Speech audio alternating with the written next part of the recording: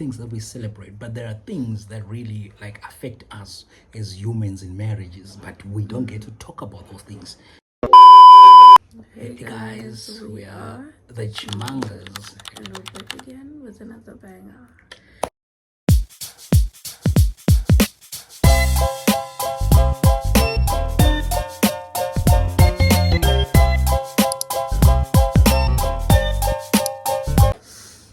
Please do excuse my voice because I have a toothache, but we have to make content for the people, for the peeps. Yeah. So yeah. So today we're gonna be talking about. What are we gonna be talking about today? The reality of marriages, the unspoken things in marriages, but they actually shape the marriage. They put it together. The unspoken things, when two people get married, right? There are things that we celebrate. We celebrate on the wedding day, the pictures, and The milestone. Yeah, those are things that we celebrate. But there are things that really like affect us as humans in marriages, but we don't get to talk about those things. So that's what we're gonna tackle today. Is that right? So you wanna start? You can start. I can start. Okay. There is what we call grief in marriages. Yo, that one is deep. I don't know why I started with that one. It just came from nowhere. But you know what? I think that there is grief in marriages, not that grief of loss, but there is grief of unmet expectations, right? You expected to be somewhere in life, but life decides most of the times, yeah.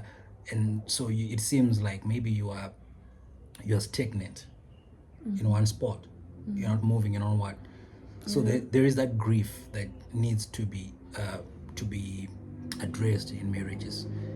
Yeah, it's really really really a disappointing. It's really a disappointing grief that we carry as we go in marriages, because we expected. For us, we expected. Okay, I'll give an example. That for us, we expected that by this time would have been driving a Bentley. Okay, maybe that expectation is too big, but we thought maybe, but yeah, maybe we thought maybe we're gonna be like building by now, but it seems like we're just stagnant. So there is that grief, right? Yeah, you go. I agree. So yeah, I definitely agree because you do have expectations that you would want to have when you enter a marriage and be like, the things are gonna be like this, but then you get to face reality now and see that it's not picture perfect. It actually requires a lot of work. For instance, another thing that we don't talk about is intimacy. Because expectation, right, or your mind will be telling you how every day will be kicking it every single day. But then when you enter the marriage now, you see that not every day is as sweet as roses, right? So sometimes you don't feel like it, right? Mostly I think this is a woman's thing. I think because men, I think every day let's go. But for women, sometimes, we don't feel like it. Maybe we have mood swings. And then for me, I'm a mom. You're like, you just don't feel like it because you've been emotionally exhausted with the baby the whole day. And The stress. yes, and then husband comes back from work and is like, baby, let's spice it up. And then You don't have that energy. you don't have that energy. And it's just a lot. So you're supposed to understand one another and be like, today my wife is not in the mood, and that's okay because we're humans. We get tired, right? I was about to say it in shorter. We get tired. So it's good to understand one another, because if you don't understand one another, that's where conflict starts, and that's when looking outside starts, because you're like, my wife doesn't want to give me, so then we go to another person who can give it to me every day, right? So it's all about understanding each other and the timing as well. Yes, Like exactly. maybe you're stressed about, maybe for men, maybe you're stressed that you don't have money, you have bills that are coming up, you have things are just piling, right? And it's that time that she needs to be pleasured, and then she comes the time the stress is hitting you. Even maybe you went to go get an outfit. Yeah. So I think it goes both ways though. I think it goes both ways. I really like yeah. So these are like some of the things that we really need to talk about in marriages as we continue, right? So we're gonna talk about what else? How it also changes you as a person, because the person Oh, who you came into the marriage being is not the same person you're gonna become 2 years from now, 3 years, 7, 8, 10. You know, you're gonna be changing and evolving, and it's the strength that you have to have, and the passion, the love, the care, and understanding that my person is gonna evolve, right? And you can maybe be yourself before even, because what changes you as well as a person is parenthood. Because you being a person that's just you, it's totally different when you become a parent, because now you are like, okay, I have a responsibility apart from me and my husband, but now we have to be responsible for another human being. And then also, you know, you came from different upbringings, so now you have to make those two upbringings into one, so that you can raise your person, your child.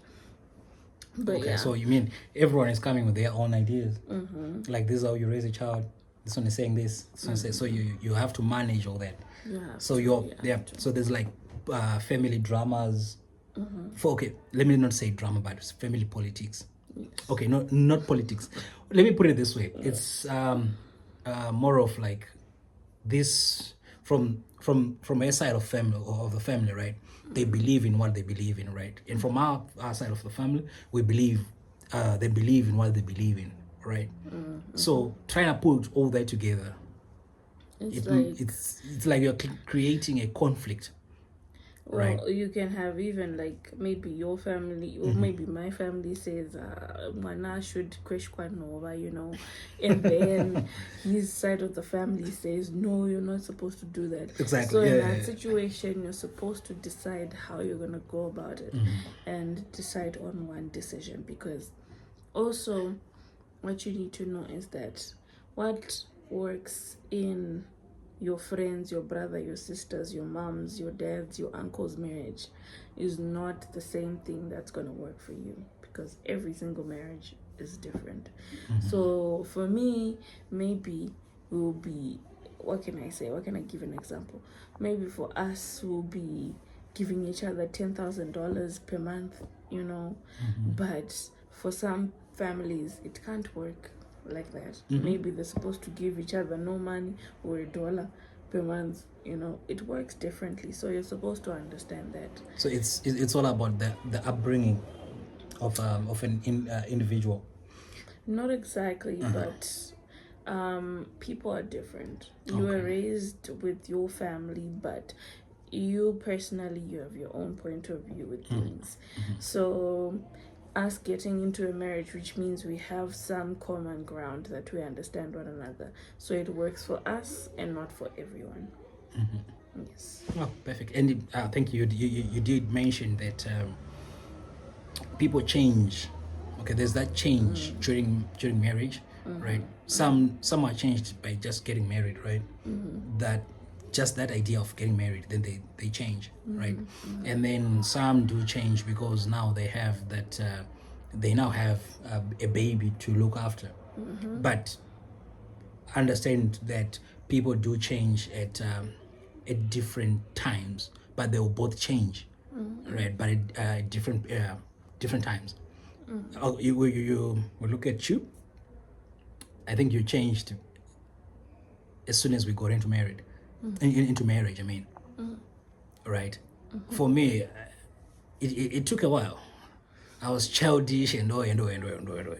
But eventually, that change did happen because now we have a baby to look after, to provide for. So I now know, like, every day, I know that when I have a baby to feed, I have a baby to look after. So people change in marriage as soon as they enter marriage, or they are changed by the responsibility in marriages.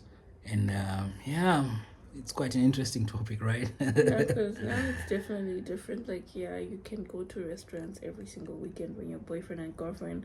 But now, there will always be money for ice cream when you're boyfriend and the girlfriend. but now when you're in marriage, it's different because you get to have responsibilities. Food is supposed to be there at home, and you're supposed to be going to work. So many utility bills, so many things, right? So you have to make sure that you are able to save money and not just be fadayaring, because when you're single, in marital status, you're going back to your parents' house. They buy everything, the food, they pay the bills. Maybe you provide a little bit, but it's way different when now it's fully your responsibility. And just to add on, we have what we call emotional labor. Do you understand that one? Would you like to tackle that one? Sure. Yeah. Emotional labor is basically like you're being responsible for another person's feelings rather than your own, right? For instance, maybe I'm feeling sad, right? But at the same time, I can't manage, or I can't be able to be sad because I have a baby. If I have a baby now, they can feel my energy and be like, no, mom is sad. So now it will affect them in their own way. Or maybe my husband is having a really good day, but I'm also like not having like the opposite day, like a really bad day. So I'm supposed to have middle ground. At the same time, I'm supposed to tell him, today I had a bad day, but then you're also supposed to be there for him, that he's having a great day today, so you don't have to mess it up and be like, I'm really happy you had a great day. So it's just like a lot of emotional responsibility, more than you expected, rather. So it's just a lot as well. So it's like marriage comes with a lot of things that we didn't think about, that we didn't expect. But marriage is a lovely thing. Don't those people that say, marriage is bad. I think if you're like married to a person that you don't have common ground or understanding with, then yes. But if you're like us, then you marry your best friend, it would be great. But we'll but be remember lying to that you if we say remember that you might have that common ground, right? And then we spoke about the change that happens. So people might have common grounds, right? Before marriage, right? And then they decide that they want to marry. You get it? And then in marriage, then they start to change because of the responsibilities and other different factors. Emotional intelligence is important. That's when it comes in. Because if you're still best friends, no matter what, if you don't understand like where the other person is coming from, you sit down, you talk about it, and you're like, let's meet in the middle, right? Maybe he likes salsa, I like rice. But like, you know what, let's try and see. I try salsa, he tries rice, and maybe let's just blend them both together. Or I started liking rice and then we both have rice. You see, it's just a matter of understanding, because also what creates distance between couples is not talking about how you feel. Because once you start choosing peace over expressing yourself, then distance starts to build, right? So that's where we get it all wrong. That no, I want peace, so I won't talk about it. You have created a tension already. Exactly. Yeah, so everything, every simple, every smallest thing, you talk about it. You talk about it. Don't hold in things, because that's how marriages then break. Yeah. Right. Yeah. Because you are holding on onto something, and then things they keep piling up. You know what I mean? So with that now, you end up hating on your partner, not trusting them. But anyway, guys, thank you so much for watching this beautiful video of ours. And if you did like it, please don't forget to follow us and be expecting more to come. After this one, we're gonna be dropping another one and another one and another one and another one and another one. Goodbye.